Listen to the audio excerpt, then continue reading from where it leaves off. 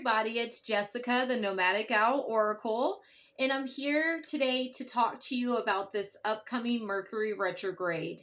Now, I know a lot of people fear Mercury Retrograde. They see it as a negative thing and they go into that mode of doom and gloom. However, I do not personally feel that way about it anymore now that I know more about it. So, with Mercury retrogrades, it's very important that we realize that the things that are being brought up, the confusion that might come through during that time, is to teach us the lessons of how to integrate the knowledge that we've learned, how to overcome cycles, patterns, and things that no longer serve us, but also putting to rest things that are no longer in resonance with us, with our soul, with our spirit. So it's a time to regroup, to rethink, to reevaluate, to re-edit your plans, your goals, things like that. I've talked about this several times with you guys, but I feel that each time we have Mercury retrograde, it affects us all a little bit differently based on the planetary alignments and the retrogrades and other planets and different things like that. I am not an astrologist, if I could say words here. So just make sure that I'm telling you this from an energetic standpoint.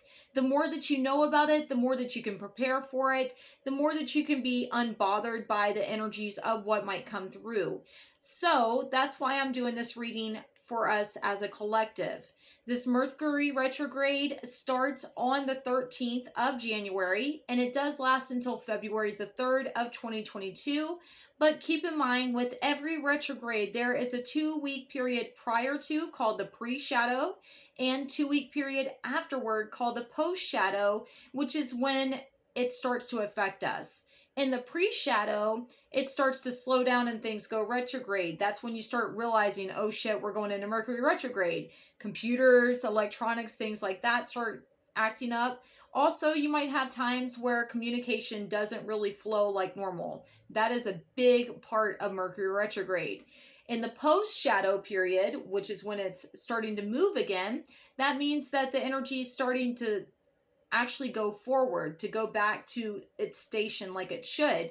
So the closer we get to being out of the post-shadow period, the least amount we would be receiving resistance and being affected by Mercury retrograde. But that's just to give you guys a brief synopsis or overview of what's coming in and why we need to know about this. So with that being said, let me show you what decks we're going to be using for this video. We're using the Art Through the Starstream Oracle. And I don't know if my video is freezing up like it looks like it is here on my phone. Hopefully not, but I'll have to rewatch this to see. And then we're using the Angel Prayers Oracle cards. We're also going to use an affirmation, as always, from the Miracles Now. I need to get another affirmation deck that I like as much as this one.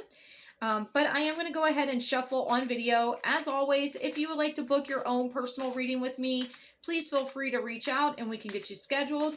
But let's see what we need to know as a collective of how this Mercury retrograde is going to affect us and what's going to come out. Oh, okay. All right. We also do have a full moon coming up in Cancer on the 17th, which is going to be during this Mercury retrograde. So this card that just popped out kind of makes that make a little bit more sense. Okay. Oh, wow. Whew. All right. So I feel like this Mercury retrograde is going to be kind of intense. It's definitely going to play on our feelings. There's going to be a lot of emotional things popping up. But I'm going to get started here and I'm going to explain why I am saying that. And I'm sorry, my hair is like really driving me crazy.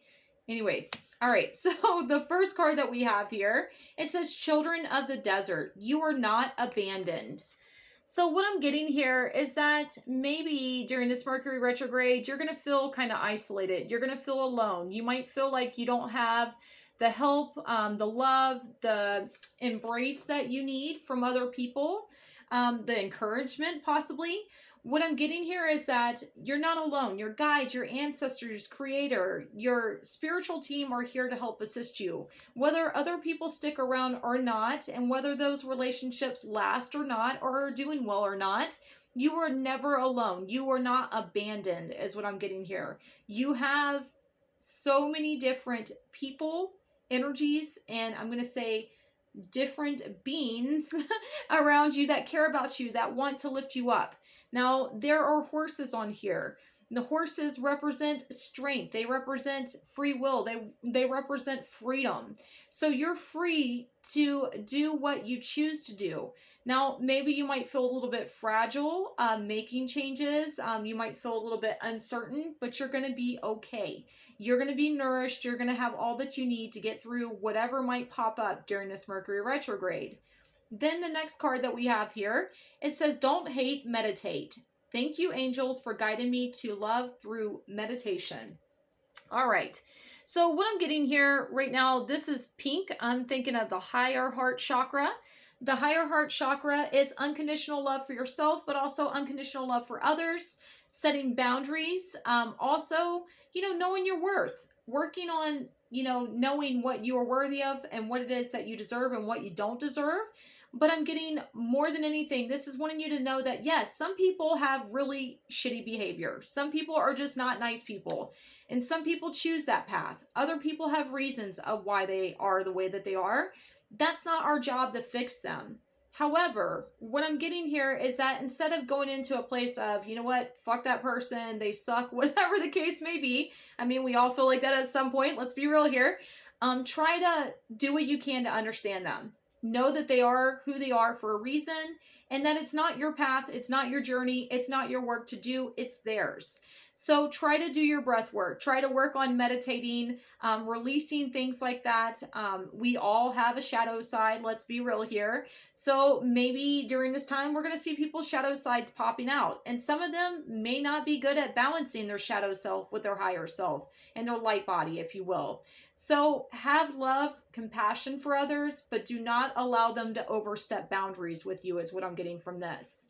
Then the affirmation that we have, it says the key to getting what I want is to ask for it. So if there's something that you've been waiting on, something that you've been trying to manifest at this time or recently or whenever, if you're not asking for it, if you're not putting that out into the universe and you're not working towards that, then it may never manifest. You have to ask for what you want and specifically state that. You have to believe that it's going to come. Regardless of whatever hiccups, past pains, past setbacks you might have had, there is so much to be grateful for and thankful for in this moment. Whatever hasn't worked out didn't work out for a reason. To align you with a better path is what I'm getting from this. To align you with your heart. To align you with your higher self, if you will. So this is a great time to do our work, knowing that, look, not everybody's going to always be there for forever. But we can be there for ourselves. We can love ourselves. We can honor ourselves on a daily basis. So I hope that this helps you guys. I hope that it resonates. I love you all, and I will see you soon. If you haven't yet, please like, share, and subscribe to my YouTube channel, and I'll see you soon. Bye-bye. Or bye. I can't say words, guys. I'm like, Mercury retrograde is already affecting me. And it might be you too. So anyways, I'll see you later. Bye, everybody.